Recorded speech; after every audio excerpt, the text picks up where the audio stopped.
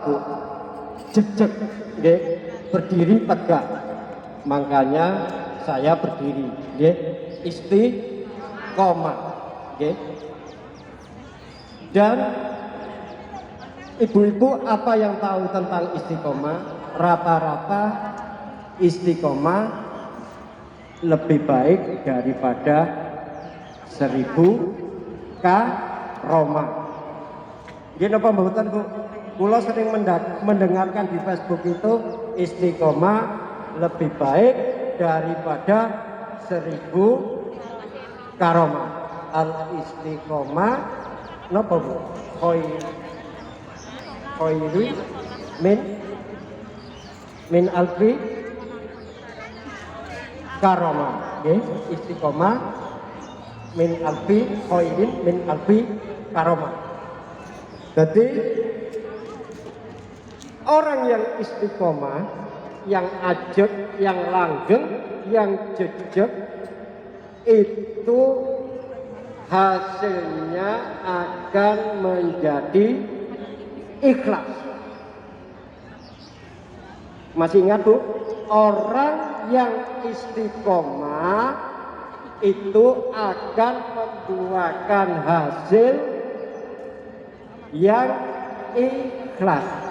Karena kita berdakwah beber kloso nabu rebana, nggih, sing bagian nabu rebana, bagian membaca Al-Quran, bagian usung-usung, bagian donatur, nggih. Dakwah itu kan macam-macam, nggih.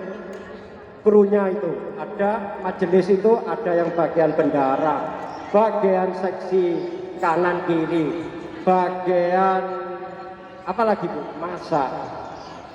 Itu saya yakin kalau pertama kali kongkon ikhlas niku abot berat. Betul apa tidak Bu? Nah, bagaimana caranya? Ikhlas gak ikhlas, sing penting budal. Ikhlas gak ikhlas, sing penting istiqomah budal dikit. Nggih. Saya juga begitu. Saya diemban amanah suruh menyampaikan tema. Loh, apa yang saya mau sampaikan? Saya belajar berapa bulan belum tahu apa yang saya sampaikan. Tahu-tahu yang penting saya datang berpakaian pakai jas, pakai ini apa namanya ini? Sorban, membawa mic, yang penting dilaksanakan. Insya Allah akan ikhlas. Jadi continue terus menerus. Sodako juga begitu. Yang baik adalah yang terus menerus. Gak harus banyak. Gitu. Namanya sodako apa Bu?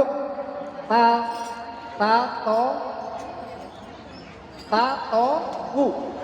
Gitu. Sodako yang sembunyi-sembunyi tapi terus menerus. Misalkan ibu-ibu punya uang $1 diwadahi bu omplong bu opo, yang penting kontinu kan setiap hari istiqomah. Lah itulah yang kalau terus menerus dilaksanakan menimbulkan ikhlas secara otomatis. Begitu juga kita berdakwah di Hong Kong. Yang penting itu kita hadir terus sesuai dengan majelisnya, sesuai tugasnya dari perkumpulannya. Yang penting hadir. Nanti panjenengan ketemu ati ingkang ikhlas. Orang kalau sudah ikhlas itu akan gampang langsung dibimbing oleh Allah Subhanahu wa Ta'ala. Jadi orang itu banyak ngomong ikhlas kalau nggak istiqomah jadi guyu, ngoten nggih, Ibu. Seperti apa itu? Menguyai segoro, nggih. Segoro kok diuyai. Jadi ikhlas mudah diucapkan. Tapi bagaimana tandanya orang ikhlas? Yang jelas orang itu istiqomah. Lah, Terus bagaimana ibu-ibu agar kita ini istiqomah, mugemi istiqomah, ajak. Bagaimana? Kita tentunya harus tahu hasilnya. Okay? Seperti ibu-ibu wis contoh kerja di Hongkong, kan sudah terbiasa istiqomah kan, setiap hari kerja. Karena apa? Karena yakin tiap bulan akan mendapat gaji. Seandainya ibu-ibu tiap bulan gak digaji oleh majikan, tidak mungkin istiqomah bekerja di majikan. Insya Allah pulang ke Indonesia. Nah ini contoh gampang mawon. Kenapa kita harus istiqomah dalam berdakwah? Karena dakwah itu tindak lampai Kanjeng Nabi Muhammad Sallallahu Alaihi Wasallam. Derajat sing paling dhuwur niku adalah orang yang berdakwah, mengajar Al-Quran, itu dakwah, nggih. Mendirikan majelis itu dakwah, mengajak dalam kebaikan itu dakwah, nggih. Terus bagaimana saya teruskan, nggih, temanya di masa pandemi. Bagaimana kita harus beriktibar pada sifat fatona, harus cerdas, nggih. Istiqomah fatona, nggih, Bu. Nggih. Ada yang namanya fatona. Cerdas, nggih. Mugi-mugi panjang umur, Bu Pantoma. Amin. Diparingi rezeki engkang kathah, nggih. Menawi wangsul punya anak lagi. Amin. Fatona, cerdas. Dulu Kanjeng Nabi nggak ada HP, nggak ada telepon dan macam-macam. Bagaimana cara dakwah Kanjeng Nabi? Mengajak orang-orang yang terdekat. Pertama istrinya, sahabatnya, saudaranya. Begitu, Ibu. Kita juga begitu di masa pandemi. Kita mengajak teman, menunjukkan teman, mengajak teman, oh ayo hadir ke majelis itu, ayo hadir ke majelis itu, okay? Itu kalau sembunyi-sembunyi. Bagaimana kalau tingkat besar kayak begini? Kita walaupun diharuskan untuk istiqomah, tapi jangan lupa ada ayat Allah, atiullah wa atiur rasul wa ulil amri minkum. Taatilah Allah, taatilah Rasul, dan ulil amri yaitu pemerintah, ya, pemerintah.